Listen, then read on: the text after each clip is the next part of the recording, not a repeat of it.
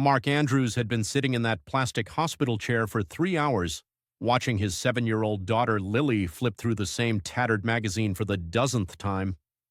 The fluorescent lights buzzed overhead, casting everything in that sickly yellow glow that made healthy people look ill and ill people look worse. He rubbed his eyes and checked his phone again. Still no update from the nurses about his mother. She had fallen that morning, a simple trip over the garden hose, and now they were running tests, checking for fractures, making sure her heart was still doing what hearts were supposed to do at 73 years old. Lily set down the magazine and looked at him with those enormous brown eyes that always seemed to see more than a child should. "Daddy, is Grandma going to be okay?" Mark forced a smile. The kind parents learn to manufacture when the truth is too uncertain for small ears. "She's going to be just fine, sweetheart. The doctors are taking good care of her." But even as he said it, he felt the familiar weight settle in his chest, the same weight he had carried for 4 years now, ever since Claire had gotten sick, ever since the treatment stopped working, ever since he had become both mother and father to a 3-year-old who kept asking when Mommy was coming home from the hospital. The same hospital they were sitting in now. The automatic doors whooshed open and a woman walked in. Mark noticed her immediately, not because she was beautiful, though she was, but because she seemed so utterly out of place. Her suit probably cost more than his truck. Her heels clicked against the linoleum with a purposeful rhythm, and she carried herself with the kind of confidence that comes from years of being the most important person in any room she entered. But her face told a different story. Her eyes were red-rimmed, her makeup slightly smudged in a way that suggested she had been crying recently and had tried to fix it in a car mirror. She walked to the reception desk and spoke quietly to the nurse. Whatever she was told made her shoulders drop slightly, and she nodded once before turning to find a seat. The only available chairs were in their row. She sat down 3 seats away from Lily, smoothing her skirt with hands that trembled almost imperceptibly. Mark watched his daughter watch the woman. Lily had always been observant, almost unnervingly so. She noticed things that adults missed, patterns and connections that seemed beyond her years. Claire used to say their daughter had an old soul, that she had been here before and remembered more than she let on. The woman pulled out her phone, stared at the screen without really seeing it, then set it face down on her lap. She closed her eyes and took a breath that shuddered slightly on the exhale. Mark recognized that breath. He had taken that same breath countless times in rooms just like this one. It was the breath of someone trying very hard not to fall apart in public. Lily slipped off her chair. Mark reached for her automatically, but she was already moving, crossing the 3 seats worth of distance with the fearless determination that only children possess.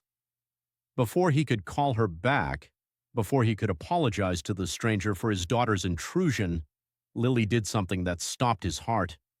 She climbed up onto the seat next to the woman, wrapped her small arms around her, and held on tight. The woman's eyes flew open in shock. She looked down at the child attached to her side, then up at Mark with an expression of complete bewilderment. Mark stood up, mortified, already forming apologies. "I am so sorry. Lily, come here. You cannot just hug strangers like that." But Lily did not let go. Instead, she looked up at the woman with those knowing eyes and said something that made all the color drain from the woman's face. "You are sad like my daddy was sad when my mommy went to heaven, but it is okay to cry. Crying helps the sad come out." The woman stared at Lily. Something cracked behind her careful composure, something that had been held together by will and professionalism and the desperate need to appear strong. A tear slipped down her cheek, then another. She did not wipe them away. "I am sorry," Mark said again, stepping closer. "She does this sometimes. She senses things." "No." The woman's voice was barely a whisper. She shook her head slowly, her hand coming up to rest on Lily's back. "No, please." She looked at Mark, and he saw the depth of pain in her eyes. How did she know? Mark sat down across from them, keeping his voice low. "She lost her mother 4 years ago. She was only 3. I do not know how much she remembers, but she seems to understand grief in a way that most adults do not. The woman closed her eyes again, and this time she let the tears fall freely. Her arms tightened around Lily, accepting the comfort this small stranger was offering. They stayed like that for a long moment, the bustling hospital moving around them while they existed in their own small bubble of shared sorrow. Finally, the woman pulled back slightly, wiping her face with her fingers. She looked at Lily with something like wonder. "What is your name, sweetheart?" "Lily. Lily Andrews. That is a beautiful name. I am Jane. Are you sad because someone you love is sick?" Jane nodded slowly. "My father. He had a stroke this morning. They do not know yet if he is going to wake up." Lily considered this with the gravity of a much older person. "When my mommy was sick, I used to hold her hand and tell her stories. She said my stories made the scary go away. Maybe you could tell your daddy stories." Jane's composure cracked again, a small sob escaping before she could catch it. "Maybe I could." The three of them sat together as the minutes stretched into an hour. Mark learned that Jane Arthur was the CEO of a medical technology company that developed equipment for hospitals just like this one. She had built the company from nothing after her own mother died from a misdiagnosis that better technology might have caught. Her father had been her biggest supporter, her investor when no bank would take a chance on her, her cheerleader when the industry tried to push her out. And now he was in the ICU, 68 years old, with a brain bleed that the doctors were calling severe. Jane learned that Mark had been a high school English teacher before Claire got sick, that he had taken leave to care for her and never gone back, that he now worked as a carpenter because the hours were flexible and he could be there when Lily got home from school. She learned that his mother had practically moved in after Claire died, that she had been the one constant that kept their small family from flying apart. And she learned that Lily had not hugged anyone outside their family since her mother's funeral, that she had retreated into a shell of watchfulness that worried Mark more than he admitted, that this spontaneous embrace was the first time in years she had reached out to a stranger. A doctor appeared in the doorway and called Mark's name. He stood quickly and Jane gently shifted Lily so she was leaning against the chair instead. "Go," Jane said. "I will watch her." Mark hesitated. "You do not have to." "I know, but I want to. Go find out about your mother." The news was good. His mother had a hairline fracture in her wrist and some bruising, but no signs of stroke or heart problems. She was awake and asking for Lily. Mark felt the tension drain from his body so suddenly that he had to lean against the wall for a moment. When he returned to the waiting room, he found Jane and Lily both awake, engaged in what appeared to be a very serious conversation. Lily was showing Jane something on a piece of paper, a drawing she must have made with crayons from the reception desk. "See, this is you," Lily was explaining, "and this is your daddy in the hospital bed, and this is the sunshine coming through the window because sunshine helps people get better." Jane was staring at the drawing with an expression somewhere between devastation and hope, grief and gratitude, all tangled together in a way that made her look younger than she probably was. "This is beautiful, Lily," Jane said softly. "May I keep it?" Lily nodded solemnly. "You can put it in your daddy's room, so he knows someone is sending him happy thoughts." Mark cleared his throat gently. "My mother is going to be fine. Just a small fracture. She is asking to see Lily." "Oh, thank goodness." Jane stood, smoothing her skirt, reassembling her composure piece by piece. "I am so glad to hear that." Lily hopped off her chair and took Mark's hand, but she looked back at Jane. "Will you come visit us?" Jane pulled a card from her purse and handed it to Mark. Her fingers brushed his, and he felt a small jolt of something he had not felt in years. "If it would not be an imposition," she said carefully, "I would love to take you both to dinner sometime." "As a thank you." "For what?" Mark asked, genuinely confused. Jane looked at Lily, then back at him. "For reminding me that sometimes the best things in life are the ones we do not see coming." She knelt down to Lily's level. "And you, little one, thank you for the hug. I did not know how much I needed it until you gave it to me." Lily smiled, a real smile that Mark had not seen enough of lately. I hope your daddy gets better. Me too, sweetheart. Me too. They parted ways in the hospital corridor, Jane heading toward the ICU and Mark taking Lily to see her grandmother. But something had shifted in the air between them. Some invisible thread had been spun that would not be easily broken. The call came 3 days later. Mark was in his workshop behind the house, sanding down a bookshelf for a client when his phone buzzed. He almost did not answer. He did not recognize the number. But something made him pick up anyway. Mark Andrews? The voice was professional, clipped. This is Patricia Holden, executive assistant to Jane Arthur. Ms. Arthur asked me to contact you. Mark set down his sandpaper. Is everything okay? Is her father all right? There was a pause on the other end. Mr. Arthur passed away yesterday evening. Mark closed his eyes. He thought of Jane's face in that waiting room, the hope she had been clinging to, the way Lily's drawing had seemed to crack something open in her. I am so sorry. Ms. Arthur asked if you might be available to meet with her this afternoon. She specifically requested that you bring your daughter. The address Patricia gave him was not a restaurant or a coffee shop. It was the Arthur Foundation headquarters, a sleek glass building downtown that Mark had driven past 100 times without ever wondering what happened inside. Jane's office was warm and personal instead of coldly corporate. Photographs lined the walls, mostly of Jane with an older man who must have been her father. There were books everywhere, not just business titles, but novels and poetry collections and worn paperbacks that looked like old friends. And there was Jane herself, standing at the window with her back to them, looking out at the city below. She was wearing dark clothes, her hair pulled back severely, her posture rigid with the effort of holding herself together. "Thank you for coming," she said without turning around. Lily tugged at Mark's hand. "She looks really sad, Daddy." "She is, sweetheart." Mark kept his voice low. "Remember what we talked about." Jane finally turned. Her face was pale, her eyes shadowed, but she managed a small smile when she saw Lily. "Hello, little one." "Hello," Lily said. "I'm sorry your daddy went to heaven. My daddy says it is okay to be sad about that." Jane's composure wavered. She crossed the room and knelt down in front of Lily. "Your daddy is very wise. Can I ask you something, Lily?" Lily nodded. "At the hospital you said crying helps the sad come out. Do you really believe that?" "Yes," Lily said matter-of-factly. "When my mommy went to heaven, I cried a lot. And my daddy cried too. And Grandma. And it felt bad at first, like my tummy hurt. But then it felt a little better, like the sad was too big to stay inside, so it had to come out through my eyes." Jane stared at Lily for a long moment.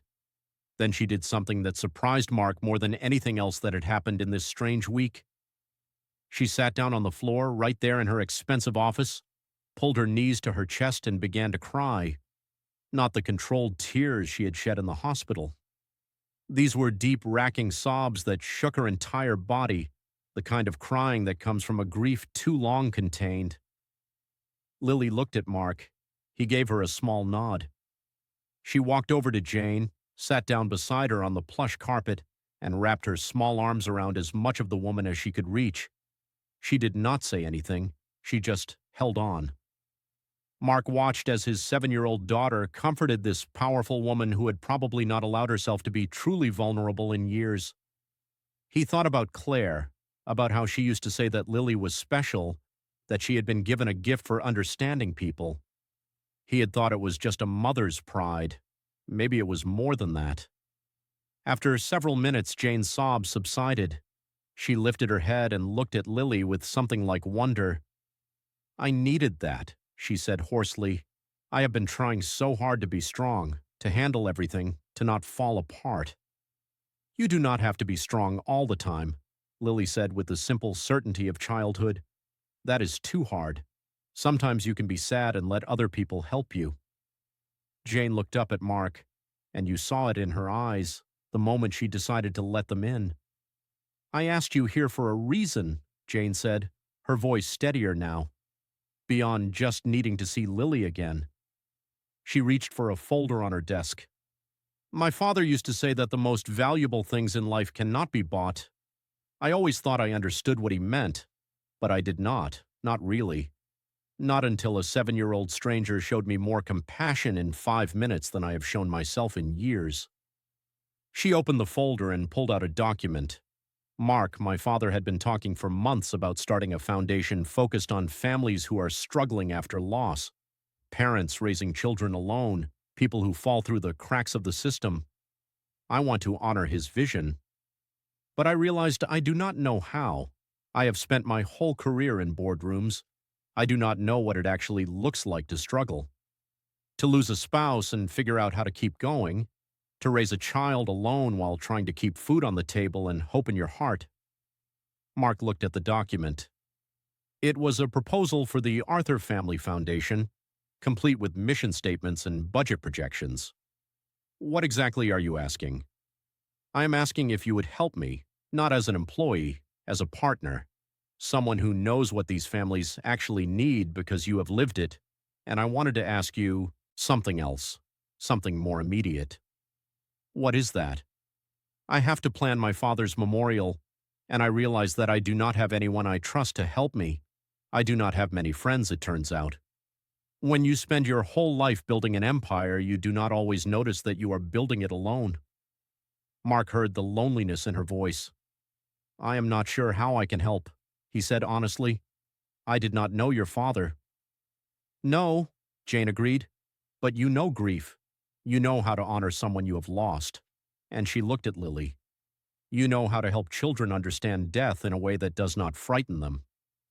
Mark was quiet for a long moment. Then he looked at his daughter. Lily, what do you think? Should we help Jane plan a party for her daddy? A party? Jane looked confused. Lily nodded seriously. That is what we did for Mommy. We had a party to remember all the good things about her. We told stories and looked at pictures and ate her favorite foods. It was sad, but it was also nice, because everyone was remembering how much they loved her. Jane's eyes filled with tears again, but she was smiling now. That sounds beautiful. It was, Mark said. It was the best way we knew how to say goodbye. Jane reached across and took Mark's hand. Will you help me give my father a party like that? Mark looked at her hand in his, at the vulnerability in her eyes, at his daughter who had somehow brought them all together. Okay, he said, we will help you. Lily clapped her small hands together. Can we have cake at the party? Jane laughed, a real laugh this time, surprised out of her by this irrepressible child. Yes, we can definitely have cake. The memorial service was held 3 weeks later in a garden that Robert Arthur had loved. Mark had spent those weeks learning everything he could about a man he had never met. He learned that Robert had started his career as a small-town doctor, that he had funded Jane's first startup with his retirement savings because he believed in her vision more than his own security. He learned that Robert had volunteered at a free clinic until the month before his stroke, that he had read to children at the library every Saturday morning. He learned these things from Jane during long evenings at her house, where they would sit on her father's favorite porch and talk while Lily played in the garden and Mark's mother dozed in a chair nearby. She had insisted on coming along, declaring that someone needed to supervise all this visiting. Mark suspected she had sensed something he was not ready to admit to himself, that these evenings with Jane had become the highlight of his week. The memorial was not a somber affair.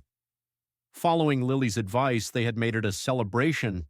There were photographs everywhere, projected on screens throughout the garden. There was food, all of Robert's favorites, including a chocolate cake that had been his weakness. There were stories told by colleagues and patients and family members, stories that made people laugh and cry and remember what it meant to be loved by someone good. Lily had made a drawing for the occasion. It showed Robert in heaven, which she depicted as a garden much like this one, tending flowers with angels. Jane had cried when she saw it, then asked if she could have it framed. Mark stood at the edge of the gathering, watching Jane move through the crowd. She was gracious and composed, but he could see the effort it cost her. Every time someone offered condolences, something in her face tightened slightly before she smoothed it away. She glanced over at him once, and he saw the silent plea in her eyes. A few minutes later, he found himself at her side. "You look like you need a break," he said quietly. "I do not know how to take one," she admitted. "All these people came for my father. I cannot just disappear. You can for 5 minutes. Come on." He guided her through the garden to a small bench hidden behind a trellis of climbing roses. They sat down together, the sounds of the memorial muffled by distance and foliage. For a moment, neither of them spoke. Then Jane said, "I keep waiting for it to feel real. I know he is gone. I was there when he died. But some part of me keeps expecting him to call me with advice I did not ask for, or show up at my office with lunch because he was worried I was not eating." Mark nodded. "It takes a long time for it to feel real, sometimes years, sometimes never." "How did you do it? With your wife?" Mark considered the question. "At first I did not. I just survived. I got up every day because Lily needed me to get up. I went through the motions because someone had to make breakfast and do laundry and keep breathing. I do not think I actually started grieving until almost a year later, when I finally had the space to fall apart. But you did fall apart. Spectacularly. My mother came over one afternoon and found me sobbing on the kitchen floor because I had accidentally thrown away one of Claire's grocery lists. It had her handwriting on it, and I had been keeping it in my wallet for months, and I just lost it." Jane was quiet for a moment. "And then what happened?" "My mother sat down on the floor with me. She held me while I cried. She did not try to fix it or tell me it would be okay. She just let me grieve. And that was when I started to heal. Not because the pain went away, but because I finally let myself feel it." He looked at Jane, at the tears tracking silently down her cheeks. "You have been so strong through all of this.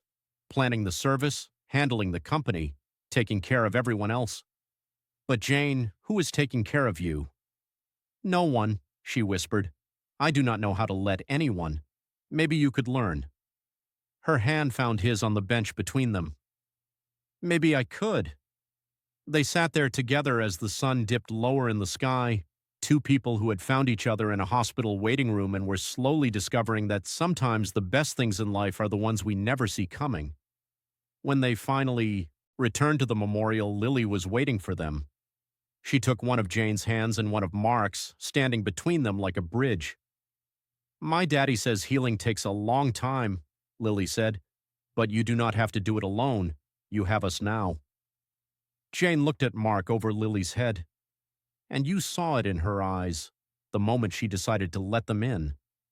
The moment she chose to stop being strong all by herself.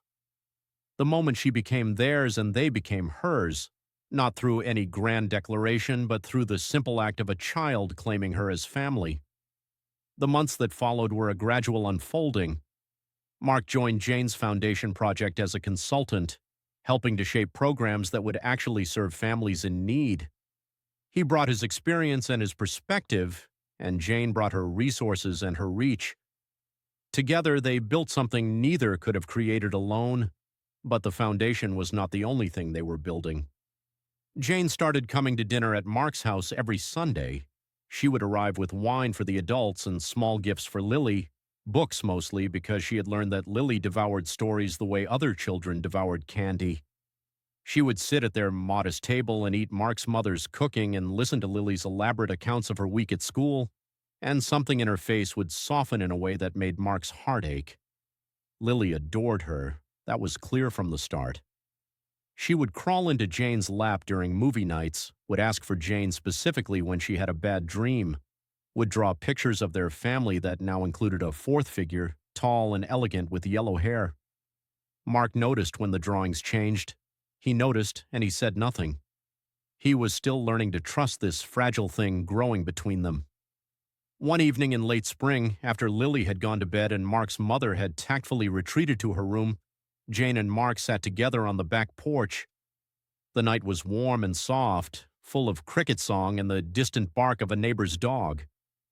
"The foundation is doing well," Jane said. "We have helped 40 families in the first quarter alone." She turned to look at Mark. "I could not have done it without you." Mark shook his head. You had the vision and the resources. I just filled in some gaps. You made it human, she said quietly. You made it about real people instead of statistics. She was quiet for a moment. I was proud of being a CEO. I built something that helps people, but I also missed a lot. I missed my father's last years because I was always working. I missed friendships and relationships and the chance to have a family of my own because I thought I could do that later after I had achieved enough. She looked at him. And then later came, and I was alone. You are not alone anymore, Mark said. Jane's eyes met his. No, I am not. The kiss, when it came, was as natural as breathing. One moment they were looking at each other, and the next they were together, her hand on his cheek, his fingers tangled in her hair. It was gentle and tentative and full of everything they had been building toward without ever naming it. When they finally pulled apart, both of them were trembling slightly. I have wanted to do that for months, Jane admitted. Why did you not? I was scared. You have this whole life, this beautiful daughter, this family that works. I did not want to be the one who disrupted it. Mark cupped her face in his hands. Jane, you are not disrupting anything. You are becoming part of it. If you want to be. I want you, he said simply. I want you to stay for dinner, not because you are helping with the foundation, but because this is where you belong. I want Lily to keep drawing you in our family pictures. I want to wake up beside you and figure out the rest as we go. That is a lot, Jane whispered. It is. Are you scared? Terrified. So am I. But I would rather be terrified with you than safe without you. She kissed him again, and this time it was not tentative.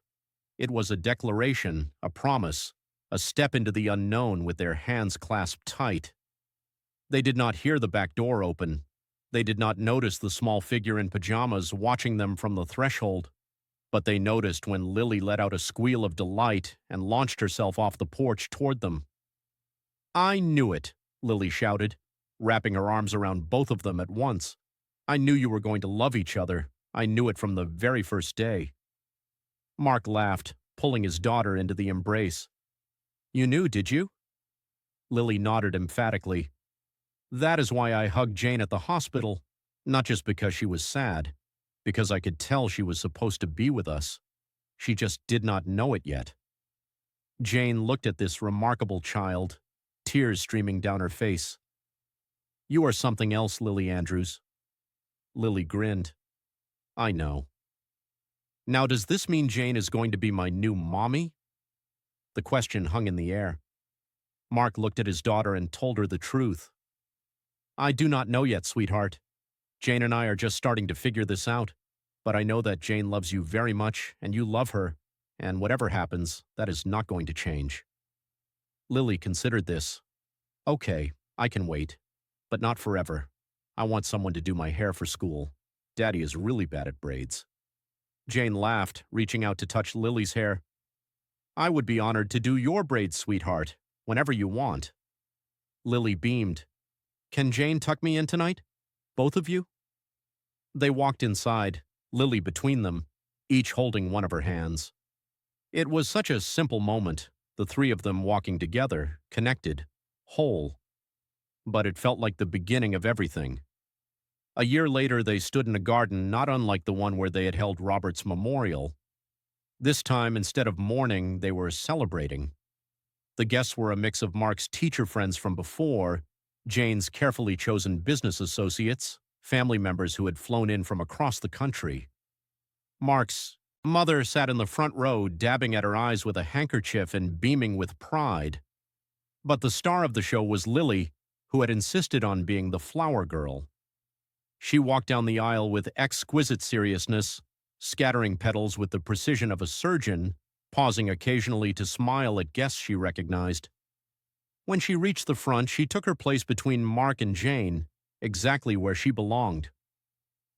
I never thought I would feel this way again, Mark said when it was time for his vows. After Claire died, I closed myself off. I thought I was protecting myself, protecting Lily, but I was just hiding.